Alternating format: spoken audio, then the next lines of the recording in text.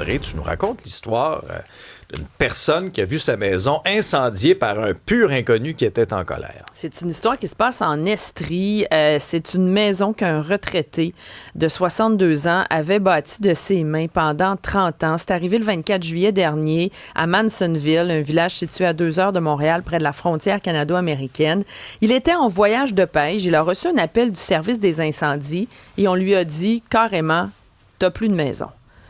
Selon ce qu'on sait, le suspect aurait embourbé son véhicule sur le terrain du retraité. Et là, dans un fil d'événements qui demeure nébuleux, il pourrait avoir voulu demander de l'aide en allant cogner à la maison du sexagénaire, mais personne n'était là. Il aurait pété les plombs carrément et incendié les lieux. Tout est parti en fumée. L'homme en question avait des objets d'une grande valeur sentimentale qui appartenaient à ses parents, ses grands-parents qui ont écopé. Lui et sa conjointe sont dévastés. Ils tentent de retrouver une vie normale après cette situation-là. Il a fait une publication sur les réseaux sociaux qui a généré 25 000 réactions, 1600 commentaires. Il n'y a aucune arrestation pour l'instant, mais c'est une histoire... qui dépasse l'entendement. Non, c'est clair.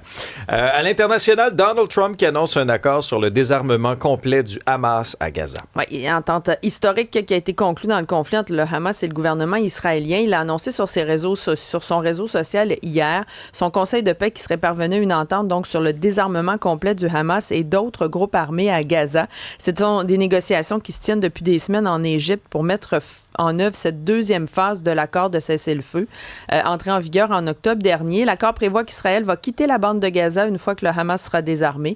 Des responsables du mouvement islamiste ont confirmé la nouvelle, mais précisent qu'ils comptent quand même sur les médiateurs et le Conseil de paix pour obliger Israël à respecter les termes de l'entente, Israël qui n'a pas fait partie finalement de cet accord-là. Philippe Benoît qui était en cavale là, depuis 4 jours. Les policiers lui ont mis la main dessus. Il a comparu une première fois depuis son lit d'hôpital et il a plaidé non coupable à l'accusation de meurtre de son fils de 16 ans. Oui, exactement. Le plaidé non coupable devra se représenter devant les tribunaux en septembre prochain. Il risque la prison en perpétuité sans possibilité de libération conditionnelle avant 25 ans parce qu'il est accusé de meurtre au premier degré. Je vous parlais hier de l'enquête du BEI qui avait été déclenchée. On a appris que les policiers avaient dû tirer en fait carrément sur le suspect pour le maîtriser parce qu'il les aurait chargés avec un couteau. Il était caché dans un buisson quand les policiers sont passés près de lui.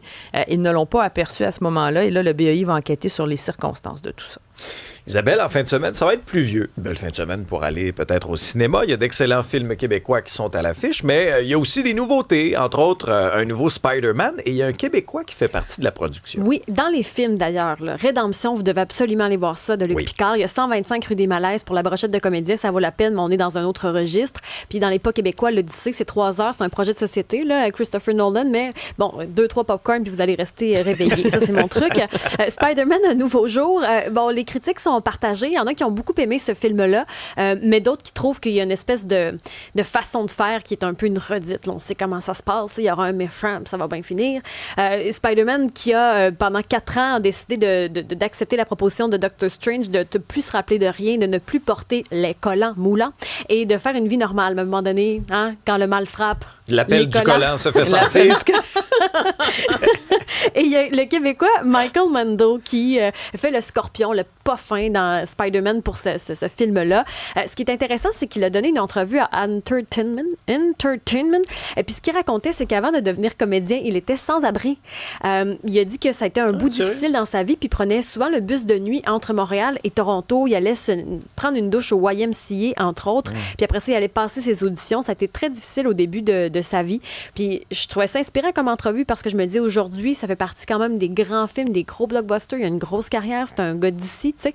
Je trouvais ça touchant. Puis vous pourrez donc penser qu'il y a une touche québécoise dans ce film-là. C'est moi ce qui me rattache parce que j'avoue que d'avoir 515 déclinaisons d'un concept, moi, ça me bug un peu. Mais comme il y a un Québécois, j'irai le voir cette fin de semaine. Puis dans le doute, 2-3 popcorn, c'est réglé.